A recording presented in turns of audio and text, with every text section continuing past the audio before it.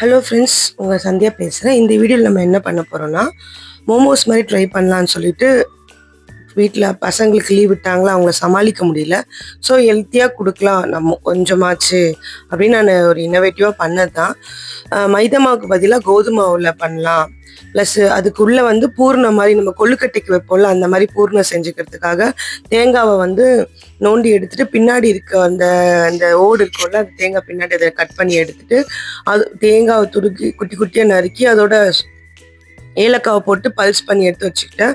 அப்புறம் வெல்லத்தை வந்து நல்லா கிரேட் பண்ணி எடுத்துக்கிட்டேன். நான் கொஞ்சம் செய்கிறல கொஞ்சம் மட்டும் கிரேட் பண்ணிட்டேன்.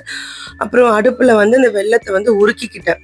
ஸோ உருக்கும் போது கொஞ்சம் தண்ணி லைட்டாக சேர்த்துக்கிட்டிங்கன்னா அந்த தீஞ்சு போகாமல் வெல்லம் வந்து இந்த மாதிரி பாகு மாதிரி கிடைக்கும்.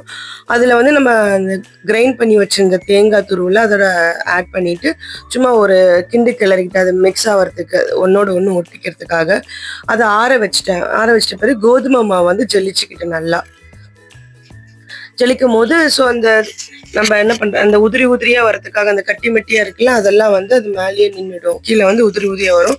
நல்லா ஜலிச்சுக்கிட்டு அதோடு சேர்த்து நம்ம தண்ணி உப்பு, ஒரு பிஞ்ச் உப்பு, அதாவது நம்ம அந்த அந்த இனிப்பு வந்து சுருக்குன்னு தெரியறதுக்காக இனிப்புக்காக அதை ஆட் பண்ணிவிட்டு தண்ணியை விட்டு நல்லா நம்ம சப்பாத்திக்கு பிசைகிற மாதிரி, ஆனால் ரொம்ப சாஃப்டாக பிசைய வேணாம். ஏன்னா நம்ம உள்ள ஸ்டஃபிங் வச்சு மூடுறதுனால கொஞ்சம் அந்த ஆலு பரோட்டாவுக்கு பண்ணுவோம்ல, அந்த ஸ்டஃபிங் வைக்கிறதுனால கொஞ்சம் திக்காக அந்த மாதிரி மாவு பிணைஞ்சா போதும்.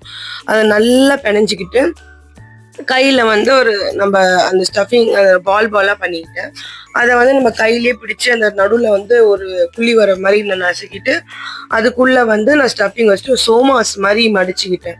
எட்ஜில் வந்து வெளியே வராமல் இருக்கிறதுக்காக நான் வந்து ஸ்பூன் எடுத்துக்கிட்டு சைடில் வந்து அந்த ஸ்பூன் மூலயமா அப்படி கோடு மோடும் போட்டுக்கிட்டேன். ஸோ அது பார்க்க டெக்கரேஷனாக இருக்கும், ப்ளஸ் வெளியே லீக் ஆகாது. தப்பாக எடுத்துக்காதீங்க ஷேப்லாம் எப்படி இருக்குன்னு. ஏன்னா நானே ஃபஸ்ட் டைம் பண்ணுறேன் என் பசங்களுக்காக.